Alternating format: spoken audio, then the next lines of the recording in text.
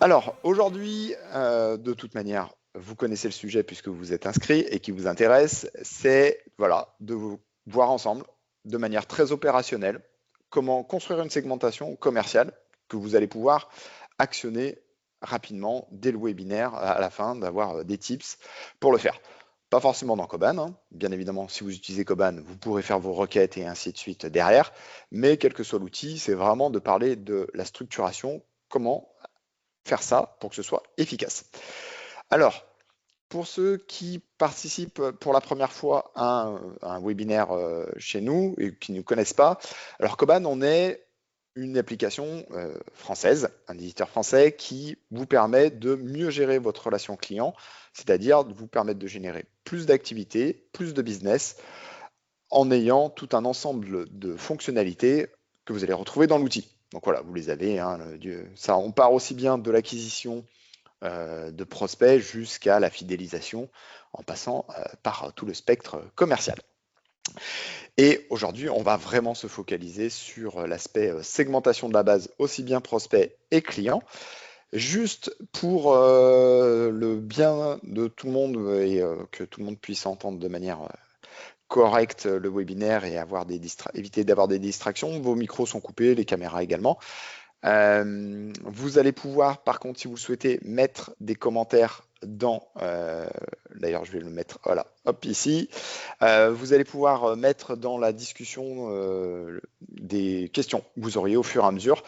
Je garde un œil dessus, donc si je vois des choses arriver, j'essaierai d'y répondre si c'est pertinent, sans faire de spoiler à vos questions. Sinon, on aura un temps d'échange à la fin. Allez, on est ensemble pendant une demi-heure. Et donc, je vous propose qu'on soit efficace. Donc, l'enjeu aujourd'hui, c'est de savoir en fait, pourquoi votre segmentation ne sert pas encore à vendre. Alors, la segmentation, vous voyez tous normalement à quoi ça correspond. Hein, c'est vraiment le fait de mettre au sein d'une même base de données des listes, des segments, ce qu'on appelle, hein, c'est-à-dire de classifier des entreprises, des contacts en fonction de critères qui vont être similaires pour pouvoir faire des groupes et de manière à les travailler de manière spécifique. Et donc, aujourd'hui, ce qu'on se rend compte, c'est que bien souvent, et ça c'est des choses que l'on voit de manière très opérationnelle chez nos clients, chez nos prospects, c'est que la segmentation est mise en place, mais elle est souvent bien trop large. J'ai pris l'exemple classique de segmenter notre base de prospects, de clients selon une taille, une typologie d'entreprise, PME, ETI, grand compte. Éventuellement de la faire aussi avec, si on est un peu plus fin déjà, d'un secteur géographique, mais souvent on est sur des critères qui vont être beaucoup trop larges pour pouvoir travailler de manière pertinente et donc avoir des résultats derrière. Également, il y a bien souvent des segmentations qui vont être différentes en fonction de la segmentation marketing et de la segmentation commerciale. Ça s'explique de différentes manières, c'est soit parce que les services ne communiquent pas entre eux, soit qu'il n'y a pas de stratégie commune qui a bien été identifiée. Mais voilà, ça c'est aussi quelque chose sur lequel on va regarder ensemble comment travailler, mais c'est des choses qu'on constate encore trop régulièrement. Et surtout derrière, c'est que voilà, on a une segmentation qui est un peu trop large, une segmentation qui va être différente entre le commerce et le marketing, et surtout, derrière, on va faire des actions, alors ce qu'on appelle one size fits all, c'est que globalement, c'est une action un peu générique où on prend notre critère, notre segment, et on va faire une action dessus. Ça peut être envoyer un emailing, faire une communication ciblée sur une promotion que vous avez en cours, une action de call sur inviter un webinaire ou des choses comme ça. Mais c'est trois choses qui sont, au final, si on prend les points communs, trop génériques pour donner des résultats. Et derrière, en fait, finalement, l'impact business, il n'y en a pas, puisqu'on va même prioriser de manière peu efficace les actions commerciales qu'on va mettre en place. Le taux de transformation qui va en découler sera bien évidemment trop faible par rapport aux moyens qu'on a mis en place. Et surtout, on n'a pas d'alignement au sein des équipes sur des actions qui ont été menées, que ce soit au niveau du commerce, du marketing, mais également, il y a d'autres services dans l'entreprise qui interviennent, notamment le service client sur la partie fidélisation. Donc l'enjeu aujourd'hui, c'est qu'au bout des 30 minutes, vous ayez des tips, des actions de manière très opérationnelle pour pouvoir mettre en place à l'issue cet après-midi, si vous avez du temps, ou vendredi sur la partie administrative, de dire ok, on retravaille la base, on met en place les critères et on avance.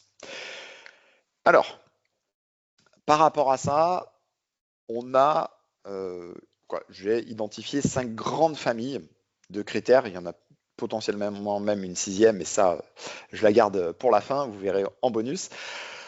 Donc sur ces 5 grands critères, on va pouvoir les répartir déjà sur le premier qui est les éléments socio-démographiques. Ce sont les choses les plus simples à mettre en place, puisque ça, ce sont des données qui peuvent être même liées aux données légales.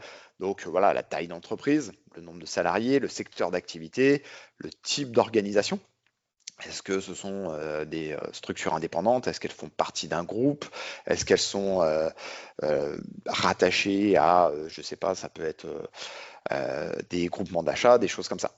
Donc ça, ce sont des données qui vont permettre d'identifier la structure selon des critères assez objectifs. Là-dessus, c'est très facile à voir. Les autres critères, là, sont plutôt orientés sur des données qu'on va récupérer liées à votre relation. Donc, ce sont des choses qui sont plus simples à avoir quand on est sur une segmentation de nos clients.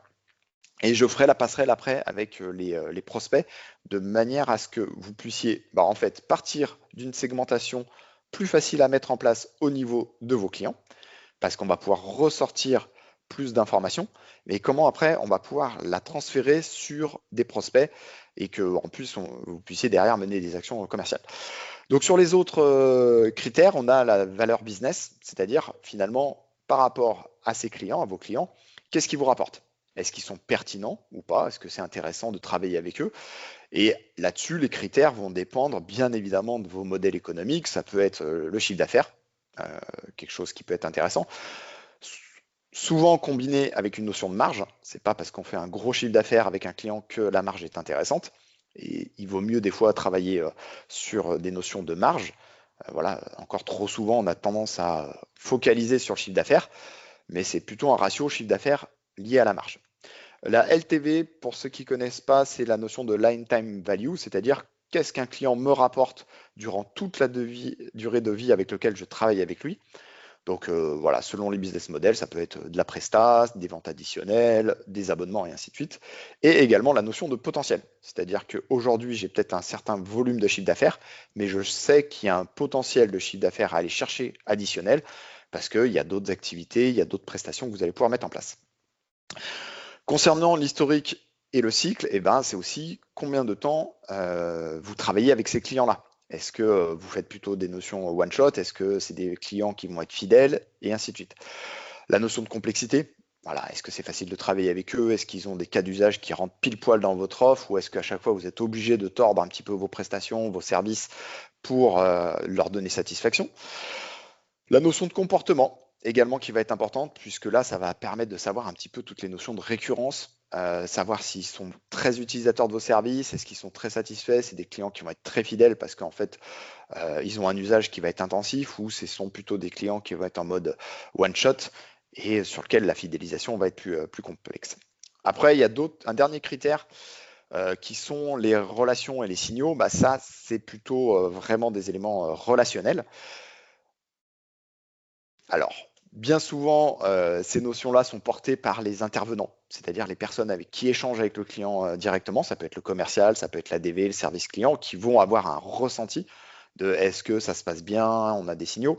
Derrière, ce qui est bien évidemment, ces ressentis sont importants, mais c'est d'apporter des valeurs qui sont tangibles à travers des enquêtes de satisfaction, des CSAT, si jamais vous faites du ticketing et ainsi de suite, pour avoir vraiment des données qui vont être factuelles sur lesquelles vous allez pouvoir vous appuyer.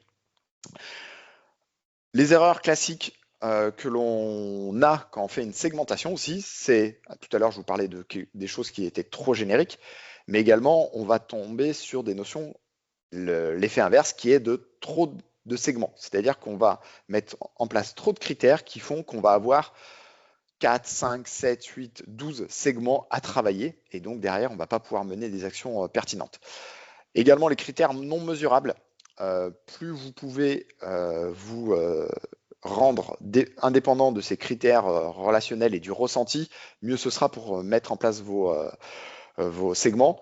Alors oui, des fois ça fait mal parce que on a le sentiment d'avoir une bonne relation avec un client, mais quand on met en place des enquêtes de satisfaction, bah, on se rend compte que la satisfaction n'est pas forcément au niveau qu'on attendait. Mais voilà, c'est quand même bien de savoir d'où on part pour ça là où on veut aller.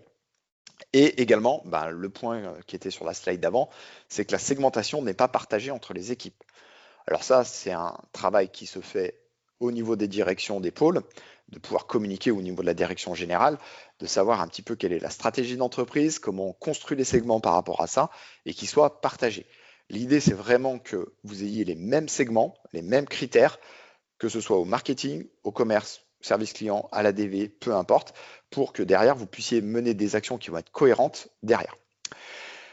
Alors, par rapport à ces critères, ce que je vous disais, c'est des infos que vous allez pouvoir collecter par rapport à vos clients. Donc là, par rapport à ça, vous allez être en mesure de pouvoir faire déjà une première segmentation sur vos clients. Et en croisant ces 5 éléments, vous allez avoir des segments qu'on va pouvoir scorer et savoir ceux qui sont prioritaires ou pas. Et après, la manière de le décliner au niveau des prospects, alors bien évidemment, les prospects, on n'a pas les notions de relations, de valeur business qui vous ont apporté directement, puisque vous ne sont pas encore clients. Mais malgré tout, on va pouvoir être en mesure de définir des patterns, des critères qui vont être communs sur l'aspect socio-démographique. Et donc, d'être en mesure d'identifier soit des codes NAF très précis avec lesquels vous bossez bien, soit des typologies d'entreprise, des types de structuration, d'interlocuteurs, ce qui vous permettra, en partant de ces critères-là, de pouvoir déduire quels sont les critères importants pour pouvoir segmenter et prospecter sur des bases de prospects que vous allez acheter auprès de sociétés qui sont spécialisées ou des choses comme ça. Donc voilà, donc l'idée c'est vraiment s'appuyer sur sa base client, ceux que vous connaissez, que vous avez bien, pour après déterminer vos prospects. Alors, par rapport à ça, l'idée c'est de mettre en place après 3 à 5 segments, vraiment d'être sur des segmentations qui vont être très identifiés. Ces segments-là n'ont pas vocation, je le dis tout de suite, à couvrir l'intégralité de votre base de données. C'est un moment aussi, en faisant ces segments-là, pour définir les critères qui sont impertinents et les segments à travailler, c'est aussi être en capacité d'abandonner une partie de sa base de données de prospects ou de clients, une typologie, et de se dire ceux-là ne sont pas intéressants. Ou ceux qui sont en dehors de ces segments-là, justement, deviennent un segment à part entière, mais qui n'est pas prioritaire. Donc, la première étape, c'est ce qu'on avait vu juste avant, c'est de regrouper les clients par rapport à des comportements, des critères qui vont être similaires. Souvent, ça, c'est quelque chose que l'on fait plus ou moins bien. Voilà, il y a toujours des points d'amélioration de toute manière, mais souvent, on fait ça. Et on a tendance à s'arrêter à cette étape-là et de se dire, OK, j'ai mis en place un critère, j'ai mis un nouveau segment, et on va le travailler. Mais c'est une intention et ce ne sont pas des données ou des objectifs que vous avez définis.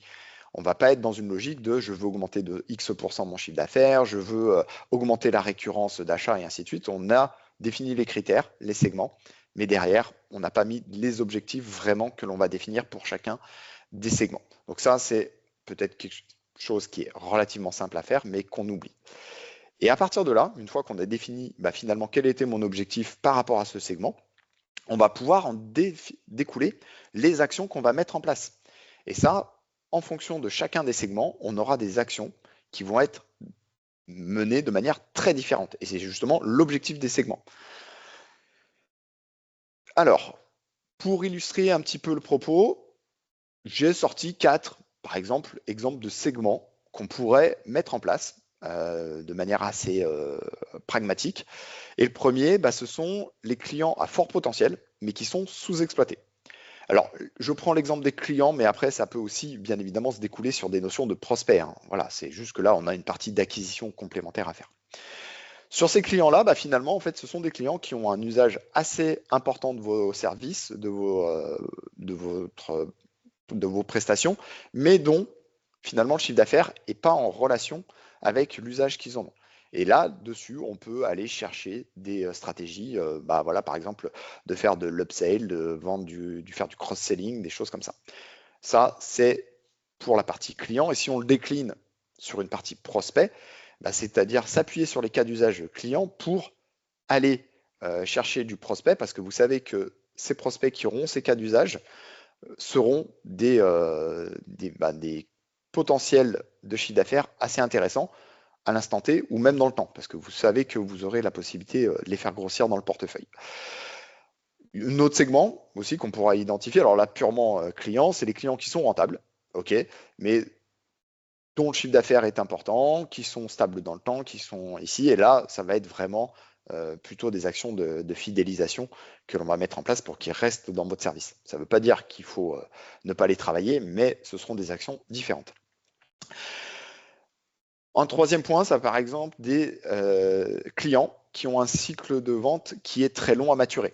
Voilà, parce que ils ont soit une structure d'entreprise qui fait qu'il y a un cycle de décision qui est important, soit de fait des services que vous allez implémenter chez eux, il y a une structuration, il y a une conduite du changement à amener et ainsi de suite. Et donc là, on aura des actions qui seront plus long-termistes, nurturing, qui seront couplées entre marketing et commerce, mais on sait ce que l'on fait et on travaille dans la durée.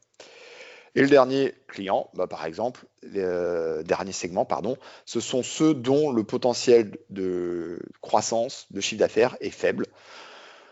Voilà, on les connaît, hein, c'est pas pour ça qu'on les aime pas, mais c'est qu'à un moment, ce qui nous rapporte, il faut qu'on mette en place les actions qui soient pertinentes par rapport à ça. Donc là, en fonction du type de prestation que vous avez et de service, soit les orienter sur du self-service, hein, c'est ce qui se passe beaucoup sur les logiciels en ligne, hein, finalement, qui ont des petites valeurs unitaires, mais qui vous laissent vous débrouiller derrière pour utiliser les services. De l'automatisation, si vous êtes sur du négoce, par exemple, c'est sur ces petits clients-là qui ont un petit panier, qui reviennent une ou deux fois dans l'année, ce n'est pas forcément de mettre un commercial derrière qui va les appeler, les solliciter, mais c'est peut-être mettre tout simplement de l'automatisation pour les activer en simulant ou pas le contact d'un commercial. Voilà, pour résumer, et ce qu'il faut garder en tête, c'est que une segmentation n'est pertinente que si elle déclenche et elle met en place une action qui va être spécifique de votre côté. Si finalement, entre vos segments, vous vous dites je peux avoir les mêmes types d'actions, les mêmes types d'interventions commerciales, marketing, c'est que votre segment n'est pas assez différenciant. Voilà, c'est que derrière, il y a quelque chose qui est trop commun. Donc, soit il faut regrouper plusieurs segments entre eux, parce que finalement, vous allez travailler de la même manière, soit affiner votre segmentation pour que derrière, vous puissiez vous dire, OK, sur ce segment-là, par exemple, usage élevé par rapport à un chiffre d'affaires faible, l'objectif, c'est de l'upsell ou faire croître le périmètre. Et l'action qu'on va mener derrière, ce sont des campagnes ciblées d'un point de vue marketing, avec un message très spécifique, plus derrière un appel de la personne qui est responsable de la fidélisation ou le responsable de compte derrière. Donc c'est vraiment cet esprit-là que vous devez garder. C'est si un segment ne permet pas d'avoir une action spécifique, c'est qu'il n'est pas adapté et il n'est pas travaillé de la bonne manière. Donc voilà, c'est pour ça que des fois, il faut revoir quelques grands segments, mais on sait comment on les travaille et pourquoi. Par rapport à ça, comment est-ce que vous allez pouvoir les prioriser? Puisque l'idée, c'est, OK, on va créer des segments.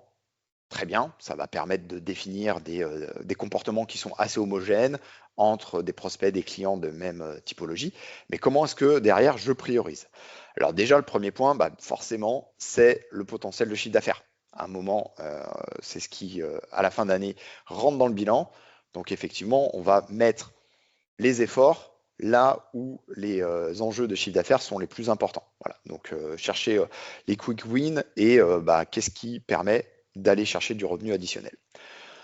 L'enjeu 2, c'est également quelque chose que l'on a tendance à occulter parce qu'on est très focus sur la partie chiffre d'affaires, mais c'est également quel est le délai de conversion. Est-ce que c'est facile? Est-ce que c'est rapide de vendre des offres? Donc voilà, donc à un moment, c'est aussi une adéquation entre quel est le potentiel de chiffre d'affaires et la facilité de conversion. Typiquement, est-ce que c'est pertinent d'aller chercher un grand compte sur lequel, OK, on va pouvoir faire un gros chiffre d'affaires si on les close, mais derrière, on sait que les cycles de décision, alors tout dépend des services bien évidemment que vous proposez, mais peuvent être excessivement longs. En adéquation, il y a également l'effort commercial requis. C'est-à-dire que en couplant ça, c'est est-ce que on a besoin d'avoir un effort commercial et donc des ressources complémentaires importantes par rapport à l'acquisition ou pas. Donc c'est toujours une corrélation.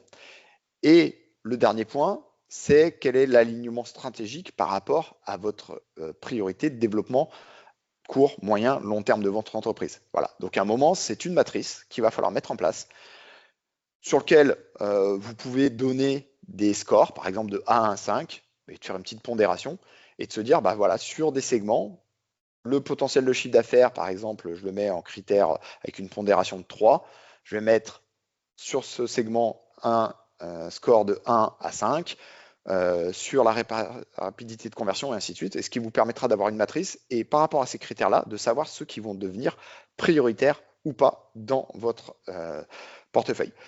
Certains segments, vous allez vous rendre compte, ne sont pas pertinents. Voilà, alors vous les avez peut-être de manière intuitive, mais là, l'objectif, c'est vraiment de le formaliser et surtout derrière de mettre en place des actions qui vont être spécifiques. Et donc, sur ces segments-là, c'est ce que j'ai mis en dessous, certains segments doivent être automatisés. C'est-à-dire que vous ne devez pas fournir d'efforts commerciaux dessus pour arriver à signer des clients là-dessus. Mais si, une fois que c'est stratégiquement défini, validé en interne, et que vous êtes aligné entre les équipes, vous allez pouvoir mettre en place les actions par rapport à ça.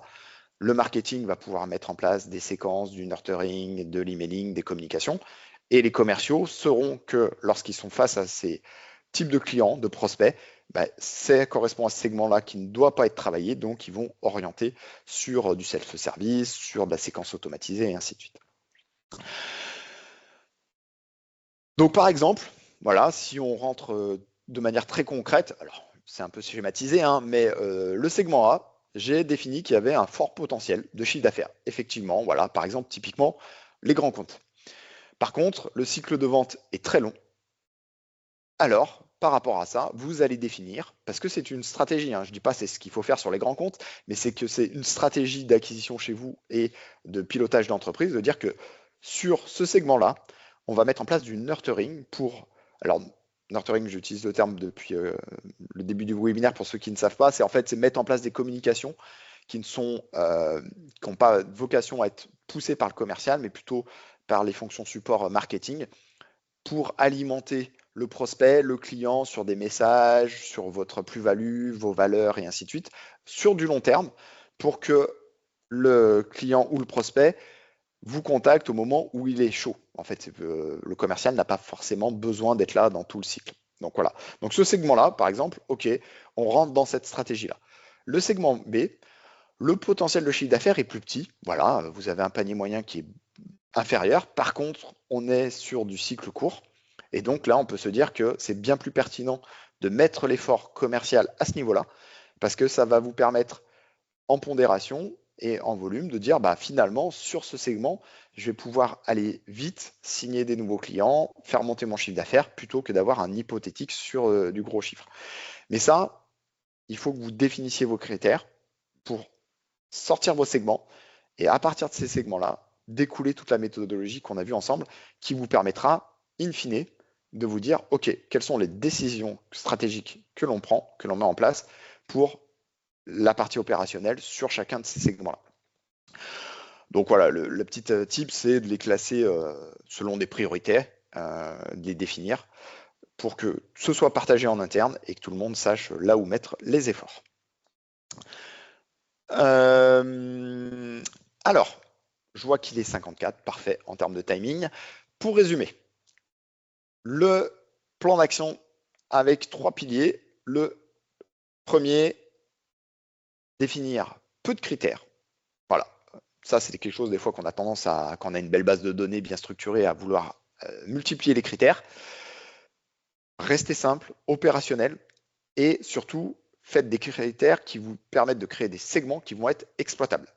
Si vous en avez 25, très clairement, vous ne pourrez pas mener 25 types d'actions spécifiques sur chacun des critères, des segments. Donc voilà, revenez sur quelque chose qui soit exploitable. Liez à chaque fois une action concrète à chacun des segments. Mieux vaut avoir peu de segments et savoir comment on les travaille qu'en avoir trop et ne pas travailler certains. Donc voilà, là vraiment, si j'ai un message à faire passer, c'est définissez des segments sur lesquels vous êtes en capacité de faire des actions spécifiques qui peuvent être automatisées, hein, bien évidemment, mais aussi si on définit sur un segment de dire on met les moyens au niveau de la force de vente commercialement d'aller là-dessus, que ce soit identifié et qu'on sache les actions qu'on va mener. Et derrière, qui en découle, c'est de. Mais finalement, ça sera au fil, si vous suivez toute la méthode, vous allez arriver sur une priorisation qui sera claire au sein de l'entreprise des différents segments et qui va pouvoir être partagée. Alors, au final, faire cette segmentation, comme je vous disais, ça peut être actionnable assez rapidement. Là où ça peut prendre du temps, des fois, c'est sur les enjeux stratégiques, effectivement, les échanges en interne. Mais là, on rentre dans du pilotage d'entreprise. Mais en tout cas, la manière de faire les segments, la méthodologie, il faut rester simple, pragmatique et surtout orienté business derrière. Et donc, par rapport à ça, vous pouvez vous faire une petite checklist. Voilà, par exemple, 5 critères max par segment. Donc, on définit les critères prioritaires. 3-5 segments, ce que je vous disais, pas plus. Si vous rentrez dans plus, ça va devenir plus compliqué. Et ça nécessitera derrière, pour pouvoir bien les travailler, d'augmenter vos ressources en interne, plus de commerciaux, plus de personnes au marketing, et ainsi de suite. Ça peut être une stratégie d'entreprise, mais ça peut être coûteux aussi. Et surtout, c'est que les segments prioritaires, normalement, vous avez déjà les ressources en interne pour les travailler. Et surtout, pour chacun des segments, un objectif et une action définie, ce qui vous permettra derrière, surtout, de piloter si les actions que vous menez, les segments que vous avez mis en place sont pertinents dans le temps. Parce que c'est une carte qui n'est pas figée. Le contexte évolue, contexte économique, vos offres, des réglementations. Donc à un moment, c'est de se définir aussi des segments qui sont pilotables avec des actions que vous allez pouvoir mesurer derrière.